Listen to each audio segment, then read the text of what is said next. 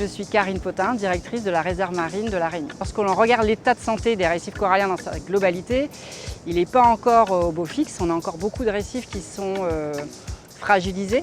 Ce qu'il faut savoir, c'est qu'il y a quand même certains sites qui montrent quand même des signes de reconquête. Il y a des espèces qu'on revoit qu'on ne voyait plus auparavant, comme le poisson Napoléon, entre autres.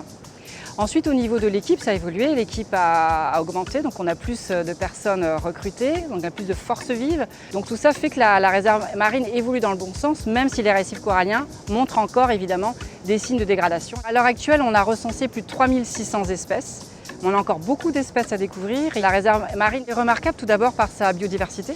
Elle est remarquable aussi, si on peut le dire, puisqu'elle permet une multitude d'usages, si on compare à d'autres aires marines protégées françaises ou dans le monde.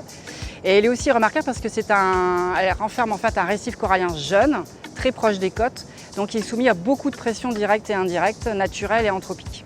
Alors cet écosystème qui est tout petit fait face à de nombreux enjeux, de nombreuses problématiques. Tout d'abord avec des pressions naturelles. Il ne faut pas oublier qu'il y a des pressions pour lesquelles nous ne pouvons pas faire grand-chose puisqu'il y a des phénomènes de cyclones. On assiste aussi à des phénomènes de grandes marées basses. Et on assiste aussi à un phénomène qui est mondial, qui est l'augmentation de la température de l'eau, qui entraîne en fait un blanchissement des récifs coralliens, qui peut entraîner, lui, la mort des coraux. Donc ça, ce sont pour les pressions naturelles. On a évidemment aussi des pressions anthropiques très fortes, comme tous les usages qu'il y a dans le lagon ou sur la pente externe. Donc ça va être les activités nautiques, kayak, paddle, mais également les activités de prélèvement, qu'on dit de prélèvement, tout ce qui est pêche. Et on va avoir, en plus de tout cela, tous les usages de ce qu'on appelle du bassin versant.